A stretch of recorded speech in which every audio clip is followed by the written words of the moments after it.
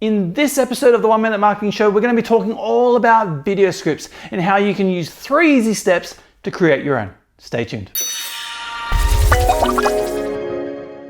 Hello and welcome to the 1 Minute Marketing Show. I am your host Joshua Vandenbroek, and today we're talking all about video scripts. And I'm going to give you my best 3 steps for you to take to go away and create your own scripts. So let's start the timer. All right, so step number 1 is that you need to be writing your video scripts in a way that is unique to you. It's going to be your own voice. Don't write the way that you read. Write the way that you speak, so that as if you were talking to someone down the street or in your own office. That's the way that you need to be crafting your scripts. Tip number 2 is that you need to be using short sentences. By creating long sentences, it means that it gets all convoluted and people just disengage. You need to keep it short, get to the point, and so that people can stay with you. And tip number 3 is to use bullet points. Don't try to craft the entire script word for word, because if you're reading it, you're going to sound like a robot. Nobody wants to read exactly what's on the line. They just want to hear you. They want you to get to the point and craft your script as if you speak.